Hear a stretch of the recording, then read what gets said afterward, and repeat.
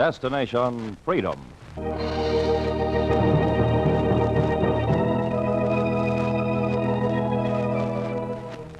Destination Freedom, dramatizations of the great democratic traditions of the Negro people, is brought to you by station WMAQ as a part of the pageant of history and of America's own Destination Freedom.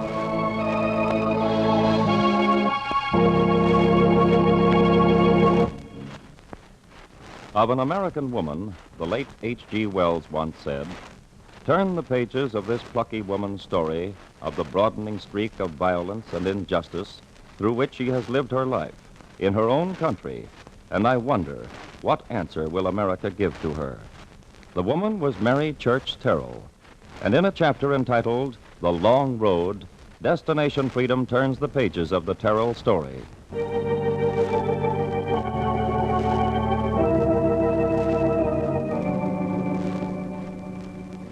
I am the woman, Mary Church Terrell. The pages of my story began at the close of the Civil War. On the threshold of that new age I was born in Memphis, Tennessee, unheralded, unwanted. It's a girl. At a time like this, the Almighty sends us a girl. It's neither the time nor the place to raise one. No, it's not the time for any child. I wanted none. A boy, he'd have a chance. But in this section of the South, where they're struggling to throw us back into slavery, a girl. Oh, I wanted no children at all. None at all.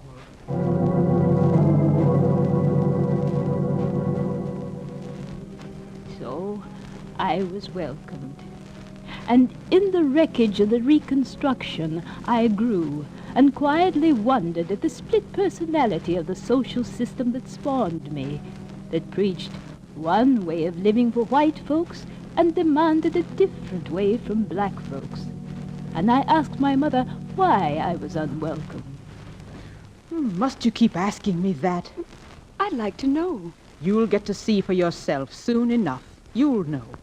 But how will I know? When you don't have to ask, you'll know. Now go on out to get your schooling. Your father and I have work to do. So I would go out to school and to play and to wander across the street where a boy I knew, Tom Moss, also wandered, and who would call to me, "Oh, Mary, hey, you want a piece of apple? Go on, take it. Well, Oh, go on, bite. You got a small mouth. Hey, that's a nice bite. Hey, your mouth ain't as small as I thought it was. I did the best I could. And your best is plenty good. Hey, you going my way? Come on. You walking down Cottonwood Street? You're not supposed to. It's for white folks only, the sign says. Hey, but I hear your old man's gonna buy a house on it. But my mother says we're not... She won't stop him, 'cause he's right. I'm gonna be like him one day. Ain't gonna be no streets where I can't walk when I get bigger. Hey, Mary, you ever read the 13th and 14th Amendments? Yes. You know, our folks used to be slaves, but all that stuff's ended. It's dead. Ain't no more slavery, so them white signs don't mean a thing. The Constitution says everybody's free and equal, and I intend to stick by it like God. and Tom and I, children of newly freed slaves, would wander the world around us. And already there was a militant manner in his outlook that I longed to have. And when I asked him how he got that way, he said, I'm a man. I'm supposed to fight for what's my own. Your pa said. And just what am I supposed to be doing? Well, you're a woman. You're supposed to just sort of keep out of the way. Your pa said. It was true. My father had said this. And one evening when I came home, he took me over to our new house on the corner of Forbidden Cottonwood Street. I stood with my mouth open. All right now, girl, stand aside. Least a woman can do is keep out of the way of those who are busy. Let the moving men by. Wagner. Coming, Church. We're coming. Well, this way. Stand aside, girl. You hear me? Here, boy. Hold it a while. Easy now. Easy. There. Don't see the sun setting. Don't stop now. Get my furniture in. Well, I see the sun setting, Church, but do you see what else I see? Way down the end of Cottonwood? I got eyes. Well, it's a mob. Well, they've been collecting like buzzards since they heard you were moving on the street. I know that. Well, then you know that all they're waiting for is nightfall. My advice, Mr. Church, is take your wife and daughter away. I hired you to move me, Mr. Wagner. Well, that's what we're doing. When I need advice, I'll ask for it. Church, if you had someone here to help you fight off the mob if they attack you, it'd be different. All you got is 2 women. Now, I'll tell my boys to take the furniture back. Hey, boys, here. Mr. Wagner, I've paid you. You go on. If you insist on it. I do. But you're a fool, John Church. A fool and his life soon parted. All right, boys. Heave on that furniture. Now stand aside, girl.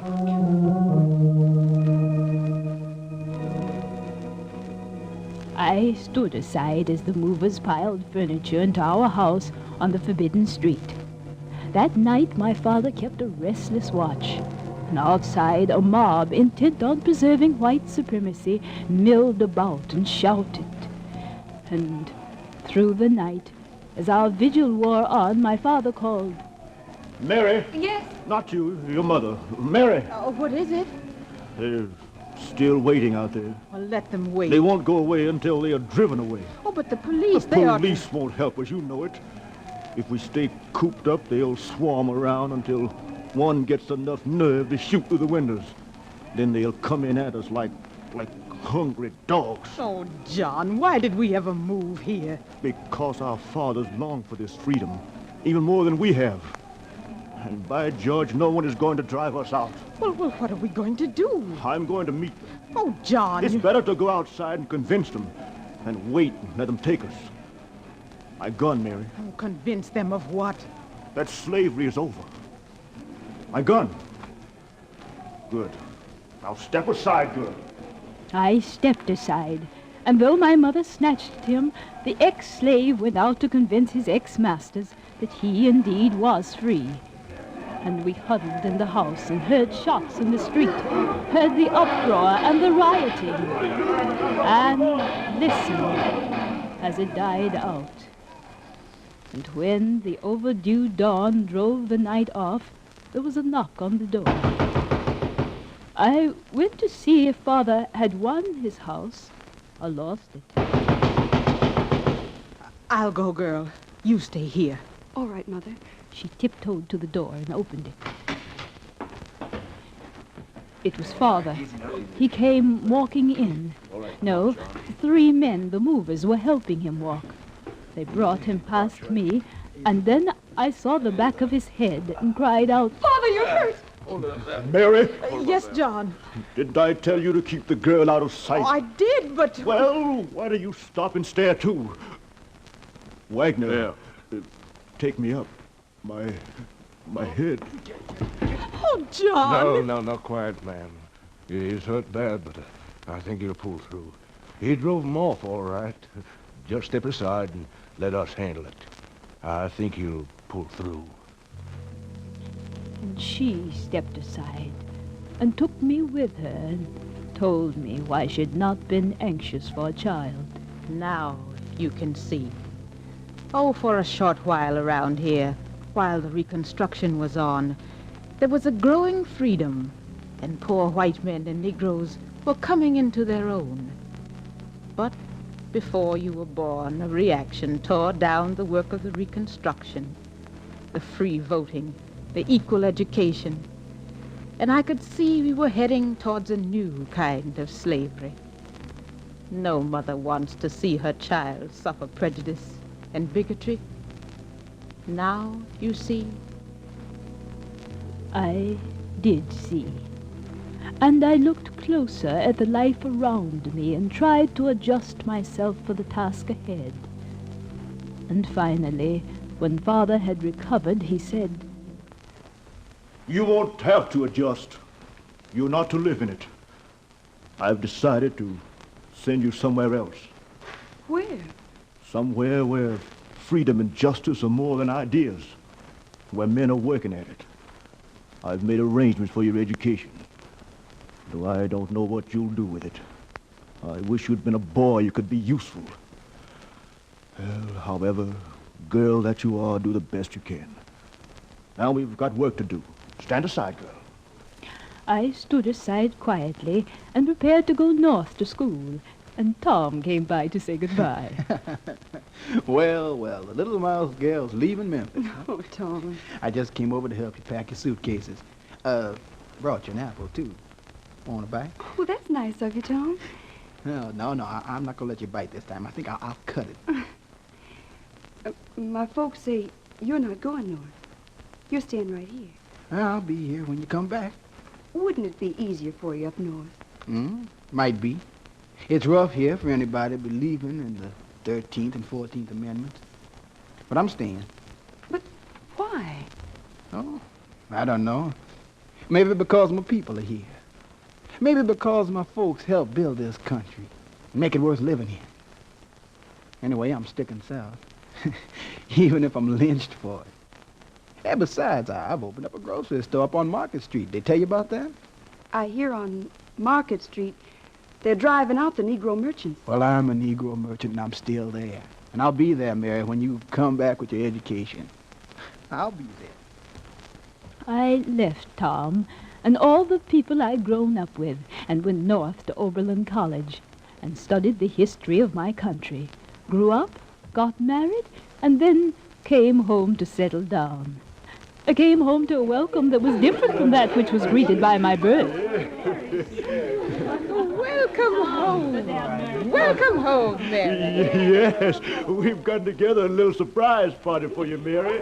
Welcome home. My eyes were wet and my heart was full. Oh, now, Mary, don't look so serious. It's welcome home. Why, you've been away from Memphis now 10 years. Yeah, not many Memphis girls come home from college with 2, 3 degrees. And Mary, look at these gifts. Everybody you ever knew sent you something. Look. Where's Tom Moss? Young Tom Moss? He's an up-and-coming market man now, you know. I'd like to see him. Well, it's time he got here. Yes, he said that he wouldn't miss your homecoming. That's right. In fact, he sent you a gift, right along with the other folks. Here, I left it in this here crate. Well, help me, Mr. Wagner. You bet, John, you bet. You helped me move my furniture into my house when you thought it was going to be my coffin. You ought to be able to lift a little crate now. Sure, John. Here you are. Here. I'll just open it. Yeah, I'll see what's in it. Yeah. All right. Yeah. Nothing but red apples. There's a note. There's a note. What is it? Note says, What is it? wait, don't let your big mouth eat 'em all. Save half for me. I'll be there. See what to tell you. You're home, girl. And I felt the warmth of the people around me and forgot the years I'd lived in terror and when my father went out to convince his neighbors he was free. And I waited for Tom to come and to again strike his rich, warm note. Instead, his younger brother came running up the steps in panic and fear. What is it, boy? What is it? It's Tom. There's a riot over on Market Street. They wrecked Tom's store. Tom's been lynched.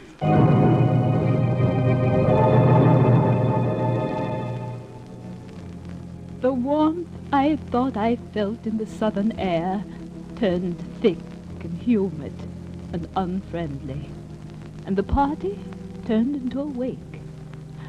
I recall wandering around the streets of Memphis in a state of shock and knocking on the doors of the churches and telling the story to the ministers who prayed over me and hearing some say, I'm afraid that there's nothing the church can do about such a horrible thing. Is nothing we can do but pray. I am sorry. There's nothing we can do but pray. There's solace in prayer. The church for Negroes on the other part of town. However, you have my deepest sympathy. What do you expect my church to do? We can only pray. We can pray for their souls. I was bitter and confused.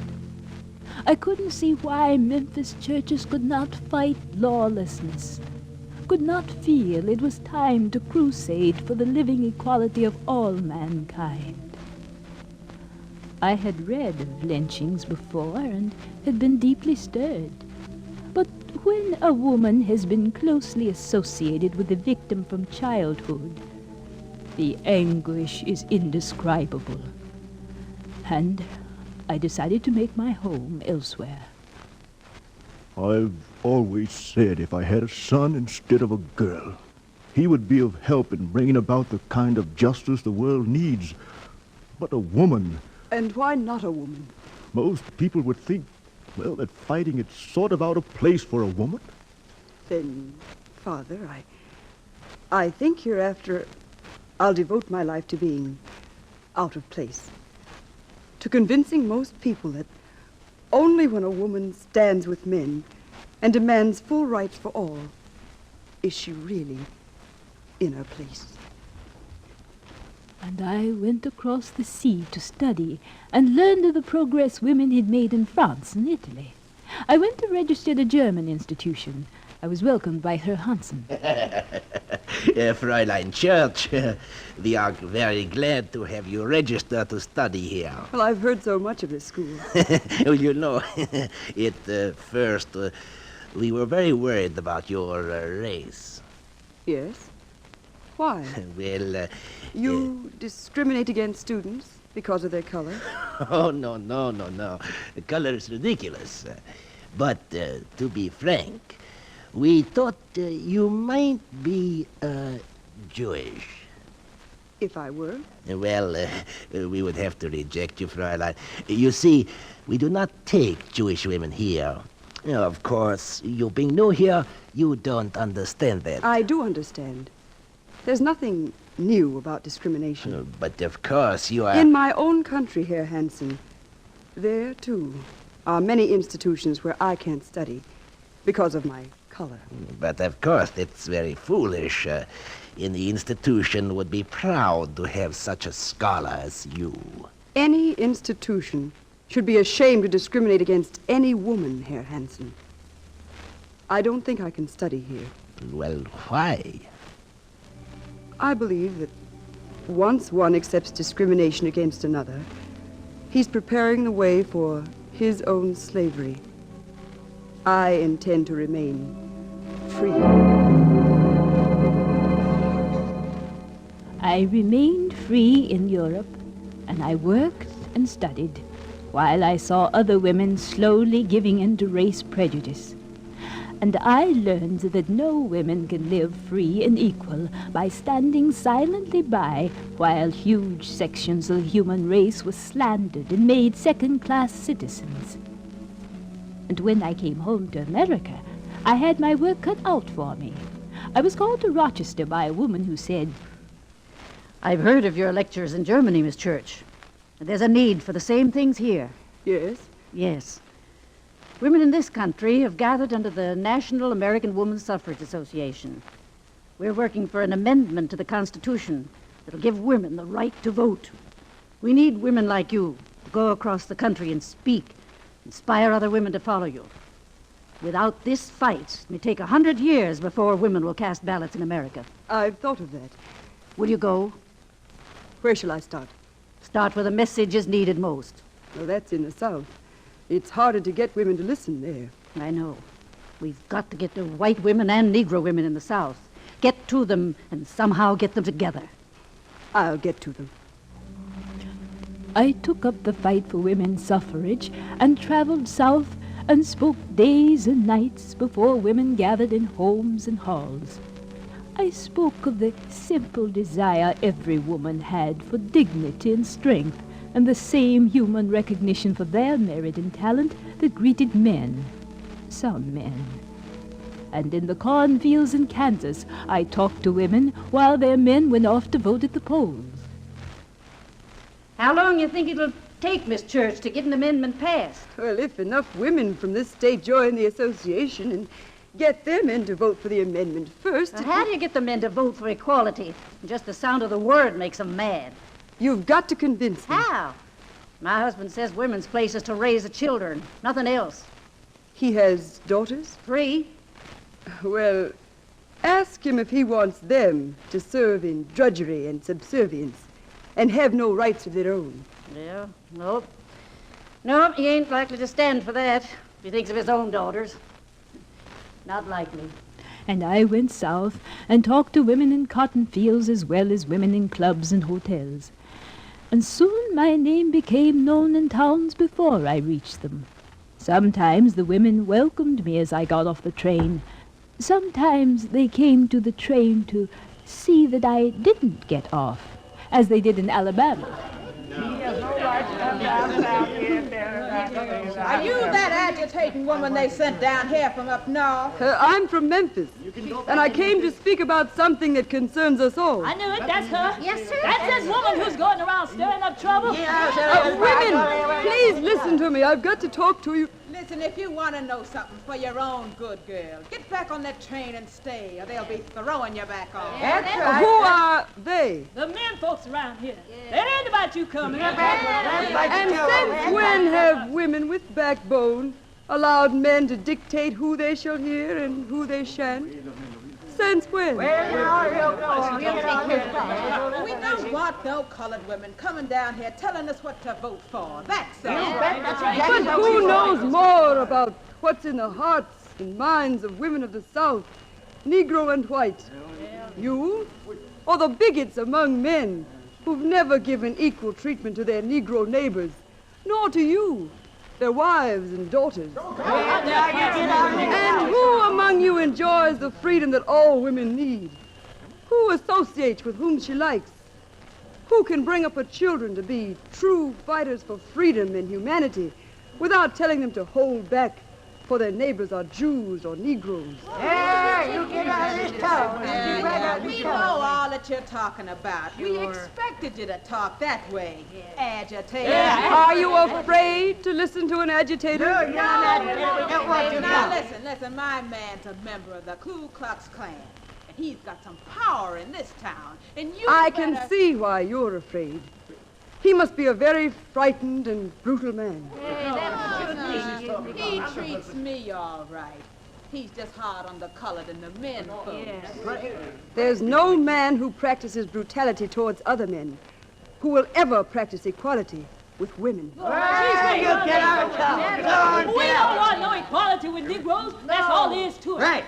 My man says the Klan's the only thing that's protecting us white women from Negro men. He says that! Women! Since when have we needed cowards and bedsheets and masks and shotguns to safeguard our persons and our homes? The only protecting women need is protection by equality under the law, equality of opportunities, and the right to share the benefits of this land alongside men. Equality to choose their associates without fear of intimidation from bigots and the hissing of cowards. That's why I'm staying in the South and getting Negro and white women together to find their freedom together. In the right to vote and the right to work will freedom be found. For once a white woman bows down before white masculinism, she is ready for slavery. And I spoke that way whenever I traveled. And slowly they began to listen.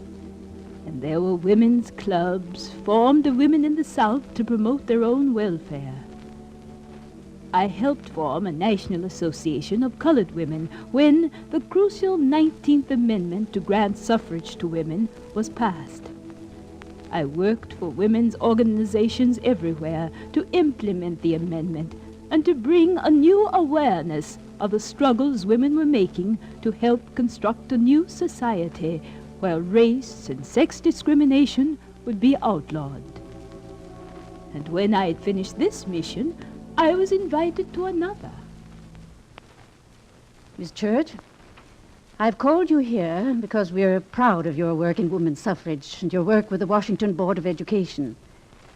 There's another mission I wish you could join. What is it? Well, you've enlisted women behind political rights and social rights. The world wars ended in Europe. Now there's another thing we've got to get women behind. Peace? Yes. Without peace, none of the rights we won for women will mean anything. Will you help? You know I will. I'm glad. I'm going with you. I'm going on leave of absence from Hull House here in Chicago to help build the peace. She was Jane Addams, and together with 30 other women, we went to Switzerland, and there worked with women from every country in Europe to outline a program to put women, who give most and gain least by wars, squarely behind the crusade for peace. And on my way home, I stopped in England and met a man who'd already read the early pages of my life and said,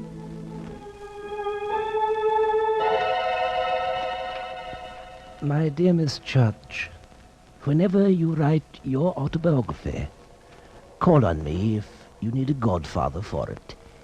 For if you live the next 20 years of your life the way you've lived the last 20, it will be a book all America should read.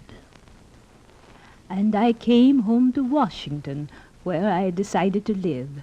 And again I was called to undertake a mission. The call came from the head of the Washington Education Association. Would you have time this year, Miss Church, to make a study of George Washington's relation to the Negro people? My department wants to print a pamphlet for the coming Washington bicentennial. If you have time, I know you're very busy. I found the time, and I began by boarding the bus in Washington to go out to the George Washington's home at Mount Vernon. But it seems I had forgot that here in our nation's capital I wasn't free. Fair, please. Step back in the bus. Move back in the bus, please. Hey, woman. Hey, you hear me, woman? You deaf or something? If you're deaf, woman, you sure ain't blind. Can't you hear me? What is it, You're conductor? sitting in the wrong seat. White folks in the front, colored in the rear. You been in Washington a long time? A very long time. Then act like it. Are you moving? Or are you giving me a little trouble? I'm too tired to move. I guess I'm going to give you trouble. All right then, woman, you asked for it. All right, hold that door open there. Now, come along. Out you go!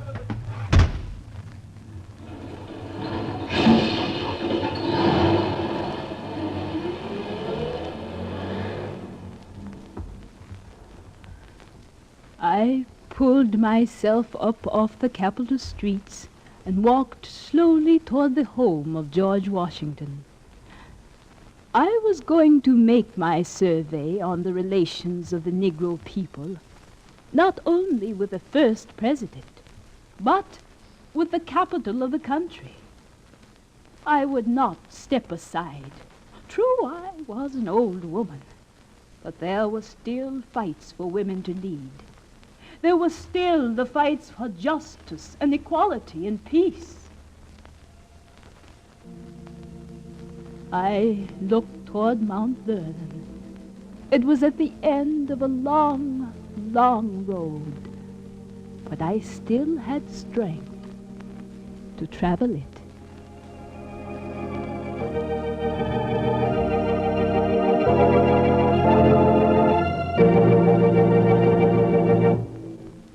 You have just heard Destination Freedom's dramatization of The Long Road, the story of the militant fighter for women's rights, Mary Church Terrell. Destination Freedom is written by Richard Durham and produced by Homer Heck. Dick Lochran directed.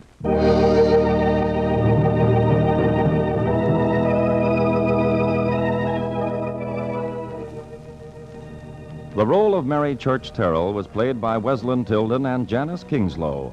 Others in the cast were Oscar Brown, Jr., Dorothy Tate, Alma Platts, Fred Pinkard, and Dean Almquist. Special music was composed by Emil Soderstrom and played by Elwin Owen and Jose Bethencourt. Sound effects by Cliff Mueller. This is Charles Chan inviting you to be with us again next week when Destination Freedom will present the first chapter of the Henri Christophe story, The Liberator of Haiti.